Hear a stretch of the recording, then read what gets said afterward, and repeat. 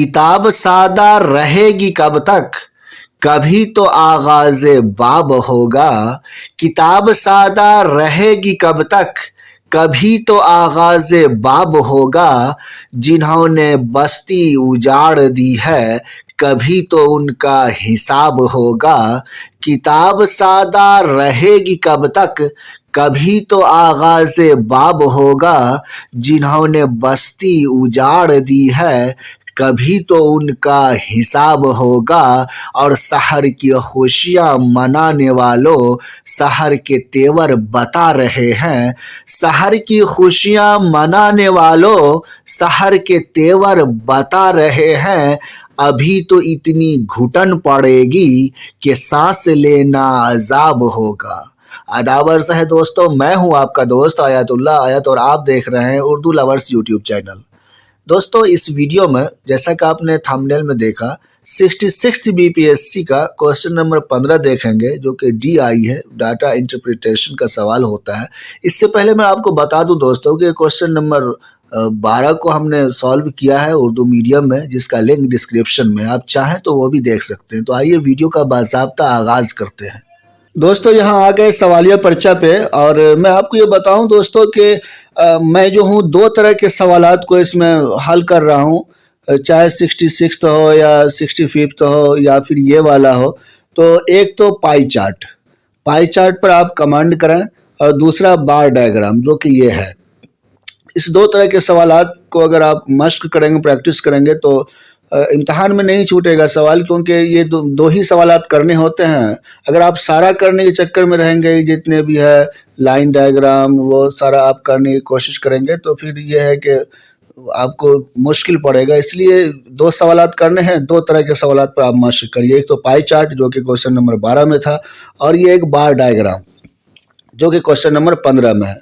तो ये मस्ट है, आता ही आता है। बार डायग्राम और पाई चार्ट तो आता ही है, हमेशा आता है। तो ये दोनों का आप मश्क करेंगे, इतना मश्क करेंगे इम्तहान में छूटे नहीं। देखिए सवाल क्या कह रहा है। A soft drink company prepares drinks of 3 different flavors X, Y and Z। ठीक है, 3 तरह के फ्लेवर्स, जिसका नाम X, Y and Z। The production of the three flavors over a period of 6 years has been expressed in bar graph provided below। ठीक है, study the graph and answer the questions based on it।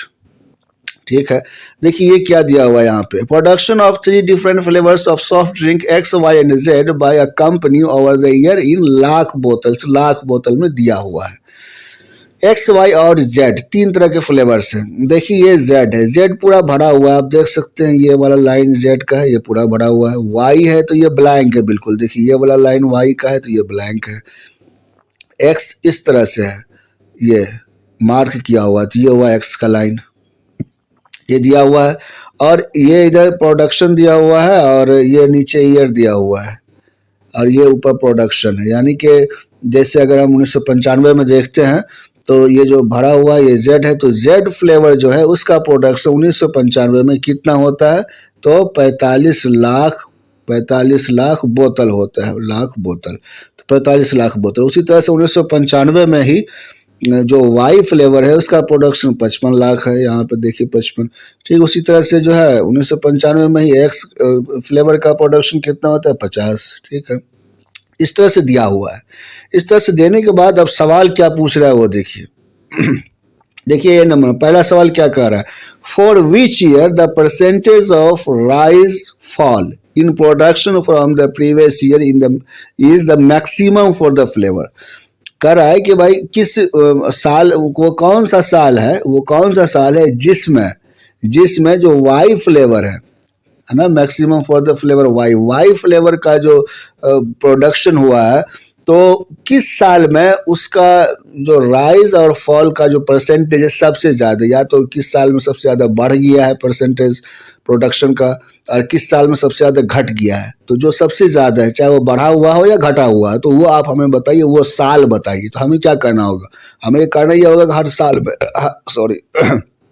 साल में जाके देखना होगा। हमें Y से मतलब है X और Z को भूल जाएंगे। 1995 में वाई कितना है, यहाँ पे 55 है। 1996 में वाई कितना है, 60 है। इसमें वाई 60 है, तो 55 से 60 हो गया, तो 5 बढ़ गया। उसी तरह से यहाँ आप हम 96 में देखेंगे कि भाई 96 से जो है 97 गया है तो कितना बढ़ा है घटा है। तो देखिए वाई 96 में कितना, ये वाई है, ये वाई है 96 में 60 लाख बोतल है। तो और ये 97 में क्या हो गया है, 97 में घट करके जो है 50 हो गया। देखिए यहाँ 50 दिया हुआ। तो ये सारे को जो है ना एक टेबल में हमने यहाँ पे सेट किया है।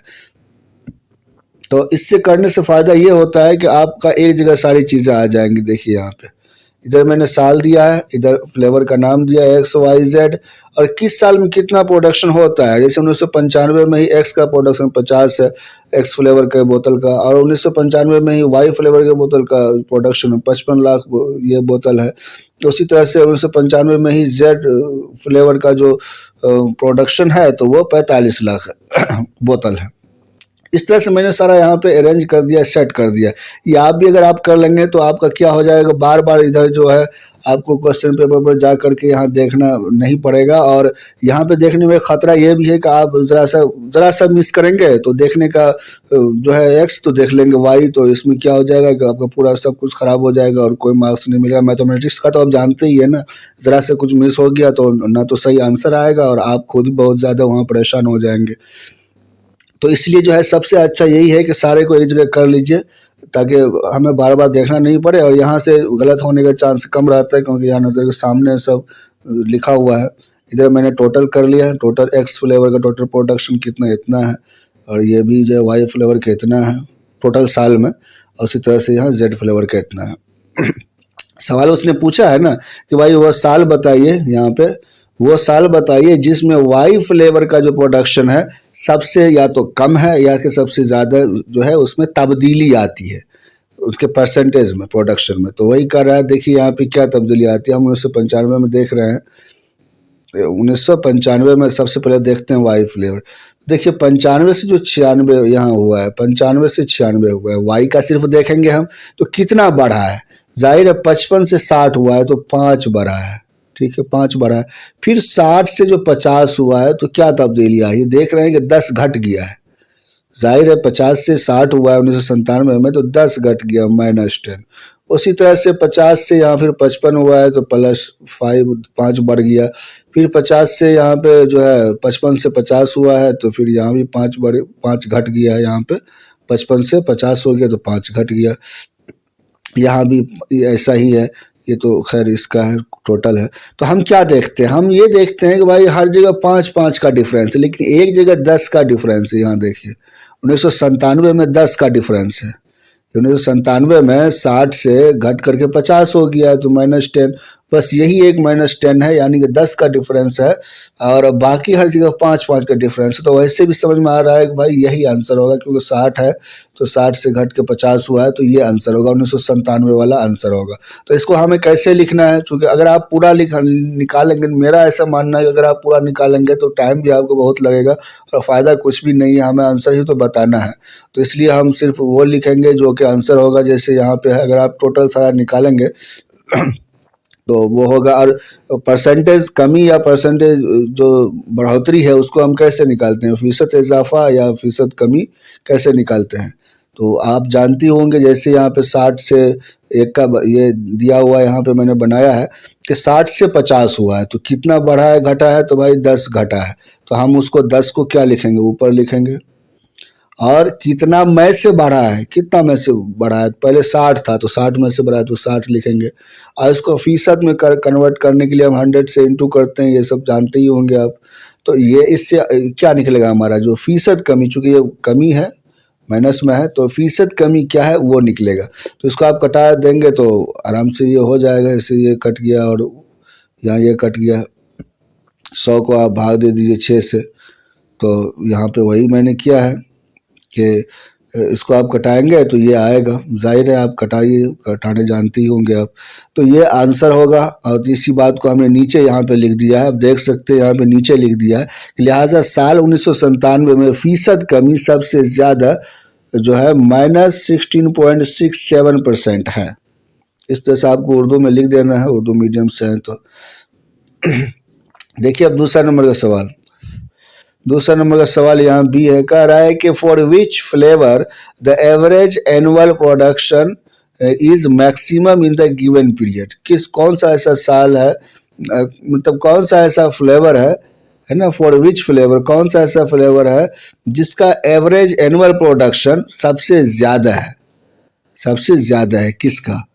तो एवरेज हम कैसे निकालते हैं, किसी भी चीज़ का हमें एवरेज निकालना होता है तो जो जो संख्या है, जो नंबर दिया हुआ है, जैसे यहाँ साल कितने साल हैं तो 6 है, 1 2 3 4 5 6, 6 साल का दिया हुआ था, हम 6 से डिवाइड करेंगे टोटल प्रोडक्शन को, किसी का भी हो, चाहे हमें एक्स का निकालना कहेगा तो उसका हम टोटल प्रोडक्शन को डिवाइड करेंगे, चाहे वाई का निकालने कहेगा, जिसका भी निकालने कहेगा तो उसका हम टोटल प्रोडक्शन करेंगे। लेकिन यहाँ पे किसका हमें कहा है निकालने के लिए, यहाँ पे हमें कहा है कि आप हमें बताइए किसका ज़्यादा है। तो जाहिर है हमें तीनों का हमें देखना पड़ेगा भाई तीनों में किसका ज़्यादा है। जैसे अभी मैंने ऊपर देखा था उसी तरह से हमें तीनों का देखना है किसका ज़्यादा है, एक्स वाई जेड तीनों को ज़्यादा देखना है। हमें जोड़ने की ज़रूरत नहीं है क्योंकि हमने जोड़ के रखा है यहाँ पे कि पूरे साल में जितने भी 6 ईयर दिया हुआ है तो ये सब में सबसे ज़्यादा किसका है। जैसे एक्स फ्लेवर का टोटल प्रोडक्शन 300 है, वाई फ्लेवर का 325 है, जेड फ्लेवर का 300। तो अब हमें अलग से जो है ये दोनों को प्लस प्लस करके दिखाने की ज़रूरत बिल्कुल भी नहीं है क्योंकि हमें मालूम हो गया है